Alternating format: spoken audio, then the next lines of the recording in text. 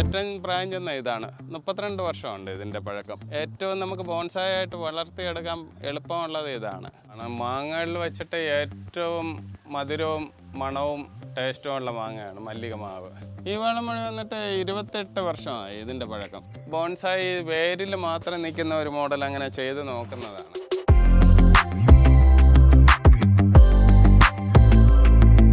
പച്ചക്കറികളും ഫലവൃക്ഷങ്ങളും ബോൺസായിയും ചെടികളും എല്ലാം കൂടെ നിറഞ്ഞതാണ് എൻ്റെ വീടും ടെറസും. ഞാൻ 32 വർഷമായിട്ട് ബോൺസായി ചെയ്യുന്നുണ്ട്. പക്ഷേ ഇവിടെ കൂടുതലായിട്ട് ചെയ്തു തുടങ്ങിയത് ഒരു 18 വർഷം മുതലാണ്. ഇപ്പോൾ വീടിന് മുകളിൽ സെറ്റ് ചെയ്ത് 9 വർഷമായിട്ടുള്ളൂ.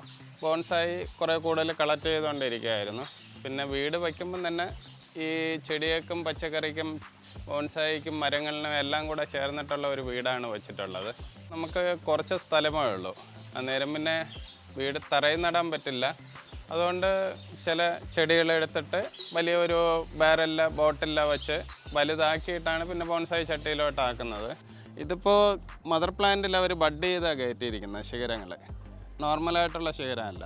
നമ്മൾ വിദേശത്തു നിന്നൊക്കെ കൂടുതലായിട്ട് ഓൺലൈനായിട്ടൊക്കെ വരുത്തുന്ന ആൾക്കാരൊക്കെ ഈ ഒരു വെറൈറ്റിയാണ് പൈക്കസ്. ഇവിടെ വീട് വയ്ക്കുന്നതിന് മുമ്പ് തന്നെ ബോൺസായി കുറേ എൻ്റെ കളക്ഷനിലുണ്ടായിരുന്നു. പിന്നെ സ്വന്തമായിട്ട് തന്നെ ബോൺസായി ചട്ടി ഞാൻ തന്നെ ഉണ്ടാക്കിയിട്ടാണ് എൻ്റെ ബോൺസായി അതിൽ സെറ്റ് ചെയ്യുന്നത്. പിന്നെ ഇത് കാറ്റാടി മരത്തിൻ്റെ കുള്ളൻ ടൈപ്പാണ്, കൃഷ്ണനാലാണ്.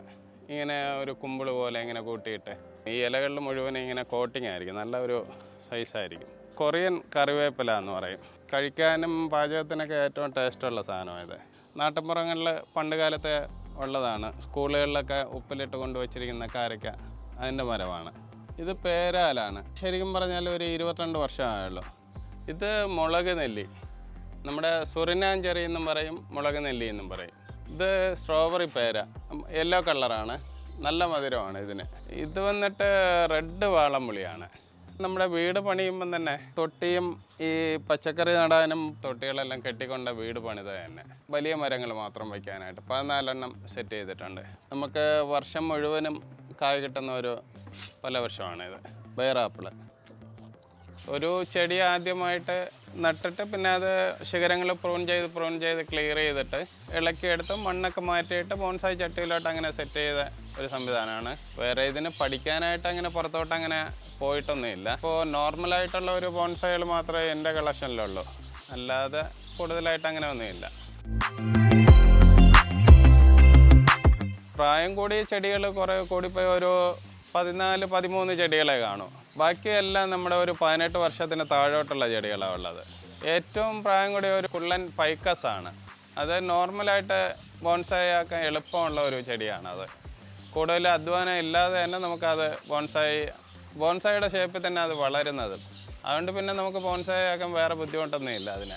ബോൺസായിയുടെ കൂടെ ആഗ്രഹം തോന്നാൻ കാരണം നമ്മുടെ ഈ കുള്ളം കൊച്ചു മരങ്ങൾ നമ്മുടെ ഒരു ചട്ടിയിൽ വെച്ചാൽ എങ്ങനെ ഭംഗിയായിട്ടിരിക്കും, ആ ഒരു മൈൻഡ് വന്നപ്പോഴേ അങ്ങനെ ചെയ്തു തുടങ്ങിയതാണ്. എൻ്റെ ഒരു ശൈലിയിൽ അങ്ങനെ ചെയ്യുന്നതെന്ന് മാത്രമേ ഉള്ളൂ ബോൺസായി. അല്ലെ വേറെ ഒരാൾ ചെയ്യുന്ന ആ ഒരു മൈൻഡിൽ ഞാൻ ചെയ്യാനായിട്ട് അങ്ങനെ ശ്രമിച്ചിട്ടില്ല ഇതുവരെ. വാടകയ്ക്ക് പണ്ട് താമസിക്കുന്ന സമയത്ത് തന്നെ കുറച്ച് ബോൺസായി ഉണ്ടായി, 2-3 ഒരു 7 ബോൺസായിയാണ് ഉണ്ടായിരുന്നത്. അത് കഴിഞ്ഞിട്ടാണ് ഓരോ സ്ഥലത്ത് വാടകയ്ക്ക് വീട് താമസം തുടങ്ങാൻ പോകുമ്പോഴൊക്കെ അവിടെയൊക്കെ എണ്ണം കൂടി വരുന്നതല്ലാതെ കുറഞ്ഞിട്ടില്ല. കാരണം നമ്മുടെ വീട്ടു സാധനങ്ങൾ മാറ്റുമ്പോൾ തന്നെ ഒരു ലോഡ് സാധനം എപ്പോഴും ചെടികളായിരിക്കും, അതിൽ കൂടുതലും ബോൺസായി ആയിരിക്കും. ഭാര്യ ആയുർവേദ ഡോക്ടറാണ്, പാറശാല ചീഫ് മെഡിക്കൽ ഓഫീസറായിട്ട് ഇരുന്നിട്ട് ഇപ്പോൾ ഈ കഴിഞ്ഞ 31-ന് റിട്ടയർഡ് ആയതേ ഉള്ളൂ. മകൻ അനന്തു ജയസ് MSc അഗ്രികൾച്ചർ കഴിഞ്ഞിട്ട് അങ്ങനെ നിൽക്കുകയാണ്. നമ്മൾ കമ്പ് വെച്ചിട്ടൊക്കെ ഇങ്ങനെ കൂടുതൽ താന്നു വരുന്നതിന് മാത്രമാണ് ഇങ്ങനെ ചെയ്യുന്നത്. അപ്പോൾ ഇങ്ങനെ താന്നു വരുന്നതിന് നമ്മുടെ സപ്പോർട്ടിംഗ് ആയിട്ട് ഇങ്ങനെ ഒരു കമ്പ് വെച്ചിട്ട് ഇങ്ങനെ കൊടുക്കും. അപ്പോൾ കുറേ കൂടെ പൊങ്ങി വയ്ക്കാൻ വേണ്ടിയിട്ട്.